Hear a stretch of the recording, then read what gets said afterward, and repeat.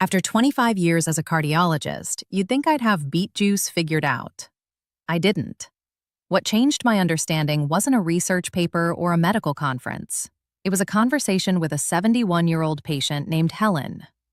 She came in complaining of stomach trouble, low energy, and frustration. She was doing everything right, she said. Juicing every morning. Beets, spinach, lemon, a little honey to help it go down. Classic health routine. Textbook healthy. Except it wasn't working. In fact, she felt worse after her juice than before. I asked her to walk me through exactly what she was mixing, and as she described her recipe, I started to understand. The problem wasn't the beet juice. The problem was what she was adding to it. I'm Dr. Maria Golden. For 25 years, I've treated over 15,000 heart patients. And what I've learned about beet juice may surprise you. Beets are genuinely beneficial. The nitrates in beetroot support healthy circulation, help blood vessels relax, and can contribute to better blood pressure over time. The research is solid. I recommend beet juice often. But, and this is important, beet juice is concentrated. What you mix it with matters more than most people realize, especially after 60, when digestion, kidney function, and blood sugar regulation naturally change. Today, I want to walk you through 7 beet juice combinations that may be doing more harm than good. Not to frighten you, to help you get the most from something that genuinely has the potential to support your health. And I'll show you how to prepare beet juice the right way, so it works with your body instead of against it. Let's start with something most people would never suspect. The first combination worth reconsidering is beet juice with lemon. I understand why people add it. Lemon brightens the flavor. It feels fresh and cleansing. And for years, we've been told that lemon supports detox and digestion. In moderation and in the right context, that can be true. But here's what I've observed. When you add a significant amount of lemon, say half a lemon or more, to beet juice, the chemistry of the drink changes. Lemon is quite acidic. Beet juice contains compounds that work best in a more neutral environment. Think of it like this.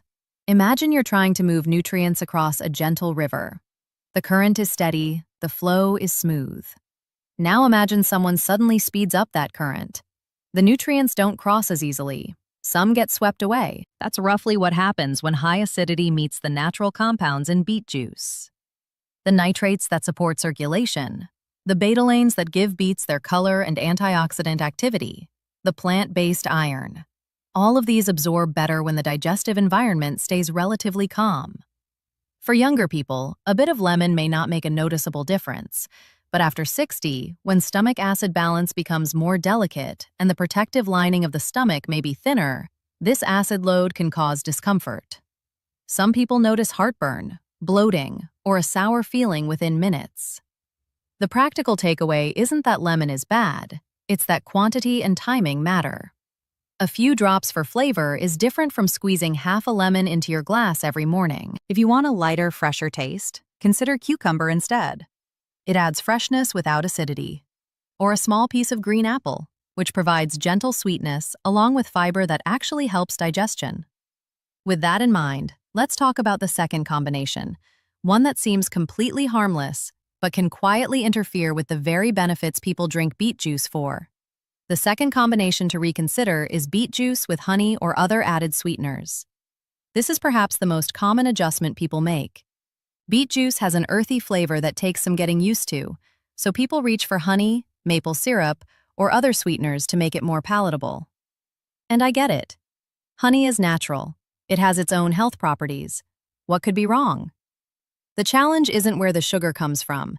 It's what sugar does to beet juice inside your body. Beets are rich in natural nitrates. Your body converts these nitrates into something called nitric oxide. Nitric oxide is what helps blood vessels relax, improves circulation, and supports healthy blood pressure. This conversion process is the primary reason beet juice gets recommended for cardiovascular health. When you add sugar to the mix, you create a competing priority. Your body responds to sugar with an insulin release. This metabolic shift can interfere with the nitrate to nitric oxide pathway. Picture an orchestra where every musician is playing their part beautifully. Now imagine someone turns on a loud television in the room. The music doesn't stop, but it's harder to hear. something gets lost. That's the effect sugar can have on nitric oxide production. The conversion still happens, but less efficiently. The benefit you were hoping for gets diminished. For seniors, especially those managing blood sugar concerns, pre-diabetes, or metabolic changes, added sweeteners create an additional challenge. They can cause blood sugar spikes, increase inflammatory stress, and ask more of the liver and kidneys over time. Here's the encouraging news. Taste buds adapt. I've had patients tell me they couldn't stand plain beet juice at first. 2 weeks later, they didn't miss the sweetness at all. Some even started to enjoy the earthy flavor. If you need to ease into it, cucumber adds freshness without affecting blood sugar. A small piece of green apple provides mild natural sweetness along with fiber, which slows sugar absorption. These are gentler options that let beet juice do its job. Now, the next combination might surprise you. It's often recommended as a healthy pairing, but for older adults, it can create digestive conflict and reduce the very benefits people expect. The third combination to approach thoughtfully is beet juice with orange juice. 2 brightly colored, vitamin-rich foods blended into one vibrant drink. It sounds like pure health on paper. But inside the body, particularly the aging digestive system, this pairing often creates more complications than benefits. The first consideration is acidity. Oranges are quite acidic. When that acidity meets the natural sugars and active compounds in beetroot, the digestive system has to work harder to process everything. For people with sensitive digestion, reflux, or IBS, this can mean bloating, discomfort, or that unsettled feeling that shows up shortly after drinking. The second consideration involves vitamin C. Oranges contain high levels of vitamin C, which is generally a good thing. But when it comes to beet juice specifically, very high vitamin C intake in the same drink can interfere with the nitrate conversion process we talked about earlier. Remember, the whole point of drinking beet juice for cardiovascular health is that nitrate to nitric oxide pathway. When the mixture is dominated by acidic vitamin C, that conversion becomes less efficient. There's also a blood sugar consideration. Both beets and oranges contain natural sugars. When juiced, the fiber that would normally slow sugar absorption is removed. For older adults, especially those managing blood sugar, this combination can cause noticeable glucose spikes followed by energy dips. The practical guidance is simple. If you enjoy citrus, have it separately. Drink your beet juice in the morning and enjoy orange or other citrus with a meal later in the day.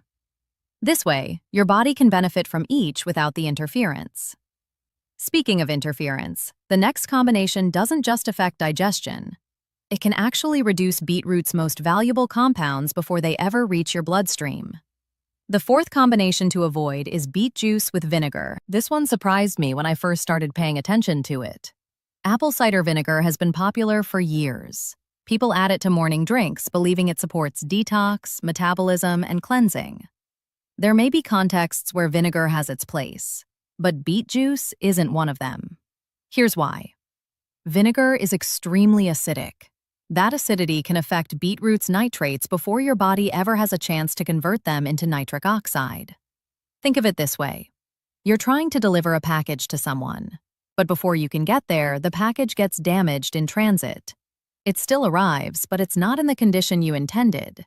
That's roughly what happens when vinegar meets beet juice. The compounds that make beet juice beneficial may be compromised before they can do their work. Beyond nutrient concerns, the combination of beet juice and vinegar can be hard on the stomach. Both stimulate digestive processes, but in different ways. Together, they can cause discomfort, a burning sensation, or that heavy, unsettled feeling that lingers. There's also a blood pressure consideration worth knowing about. Both beetroot and vinegar influence blood pressure, but through different mechanisms. For some people, particularly those already taking blood pressure medication, combining them can lead to unexpected drops in blood pressure, causing lightheadedness or fatigue. If you want to thin or refresh your beet juice, water is perfectly fine. Cucumber works well too. These preserve the nutrients and support digestion rather than working against it. Now, the next combination is one I see often in smoothie recipes. On paper, it looks like a complete nutritional package. In practice, it creates significant digestive conflict. The fifth combination to reconsider is beet juice with milk or dairy products. This includes regular milk, flavored milk, creamers, and those smoothie recipes that blend beet juice with yogurt or protein-rich dairy. The thinking is understandable. Vegetables for nutrients, dairy for protein and calcium.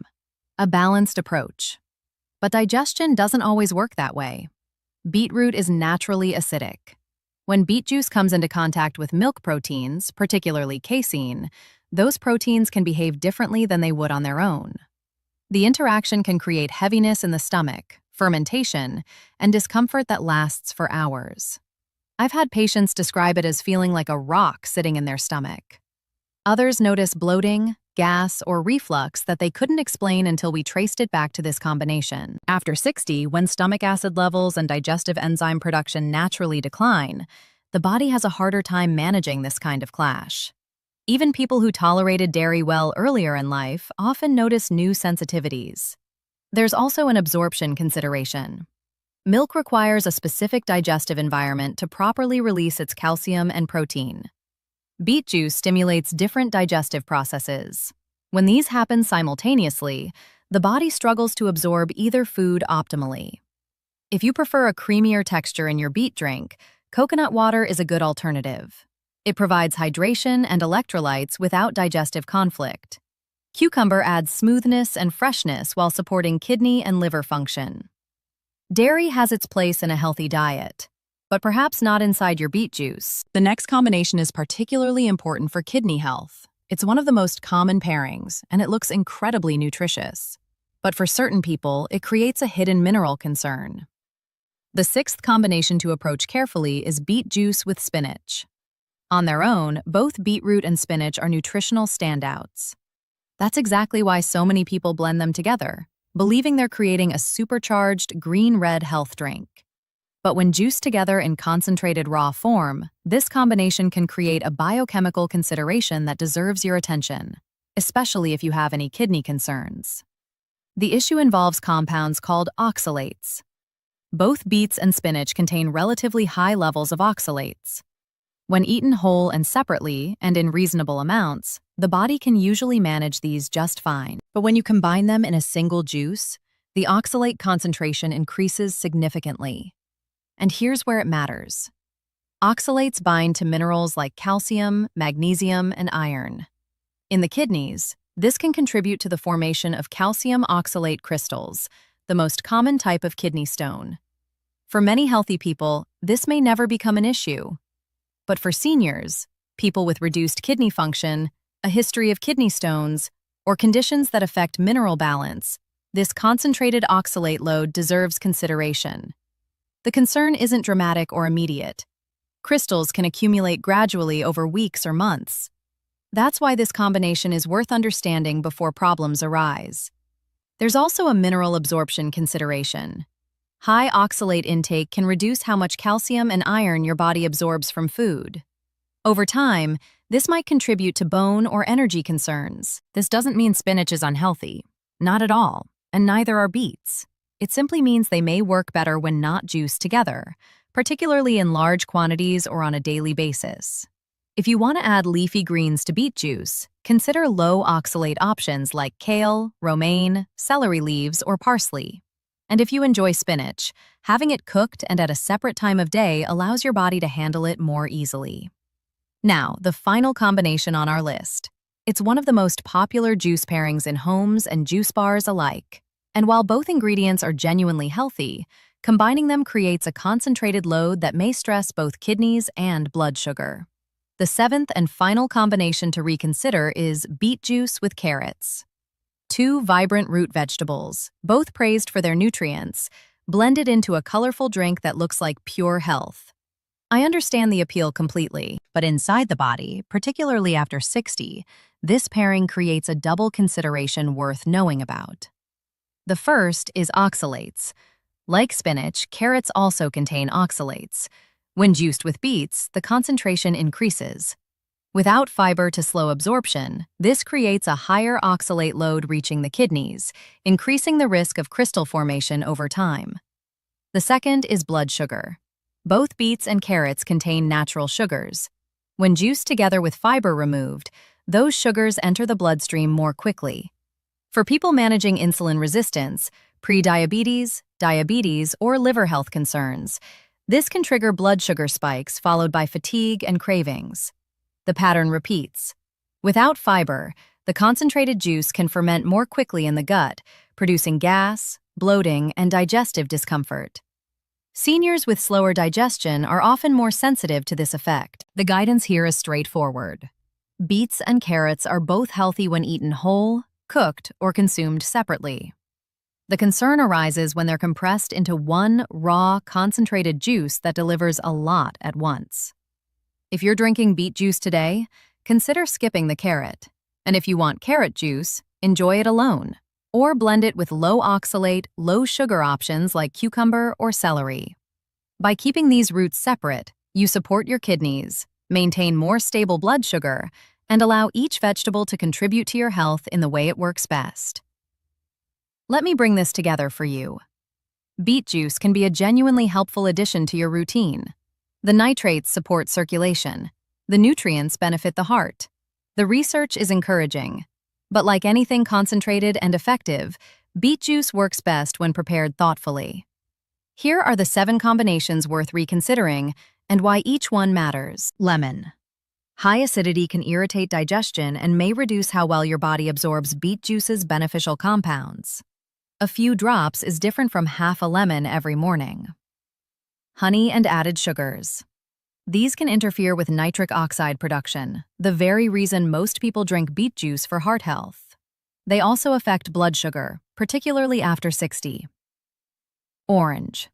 The combination of acidity and high vitamin C can trigger digestive discomfort and reduce nitrate conversion. Combined sugars without fiber may cause blood sugar swings. Vinegar. Highly acidic vinegar can compromise beetroot's nitrates before your body uses them. It can also cause stomach irritation and unexpected blood pressure changes. Milk and dairy. The interaction between beet juice and dairy proteins can create digestive heaviness, bloating, and reduced nutrient absorption. Spinach. Both are high in oxalates. When juiced together, the concentration increases risk for kidney stones and may reduce mineral absorption. Carrots. Combining them with beets concentrates both sugars and oxalates, affecting blood sugar and kidney considerations. The common thread is this: juicing removes fiber and concentrates compounds into a form the body handles differently than whole foods. Beet juice is most effective when kept simple and pure. Now that you know what to approach thoughtfully, let me show you what actually works. Respect the dose. Beetroot is concentrated. 1 medium beet per day is enough. That's roughly 100 to 120 milliliters of fresh juice. This provides sufficient nitrates to support circulation without overwhelming your system. Keep it simple. Beet juice works best without additions. If the taste feels too strong at first, blend it with cucumber, celery, or a small piece of green apple. These support digestion without interfering with nutrients. Timing matters. The best time for beet juice is on a light or empty stomach. First thing in the morning or about 30 minutes before lunch works well. This is when nitrate conversion is most efficient. Fresh is important. Beet juice begins to oxidize quickly. For best results, drink it within 10 to 15 minutes of juicing. Pre-made bottled juice may have lost some of its effectiveness. Sip slowly. This isn't meant to be taken like a shot. Drinking slowly allows your digestive system and blood vessels to respond gradually. Many people notice steadier energy when they take their time. Consider rotation. Your body benefits from variety. You might drink beet juice 3 or 4 times per week rather than daily, especially if you're sensitive. Rotating with cucumber or celery juice gives your system variety. When you follow these principles, moderate amount, clean ingredients, proper timing, fresh preparation, beet juice becomes what it can be at its best. A gentle, effective support for your circulation, energy, and overall vitality. Beet juice is one of those things that works quietly when you give it the right conditions. Not dramatically, not overnight, but steadily, over time, in ways that add up. What I've learned from 25 years of working with heart patients is that the small choices often matter most. Not the expensive supplements or complicated protocols.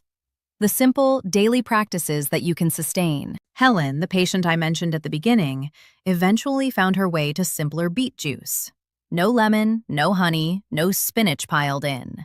Just beets, some cucumber, and consistency.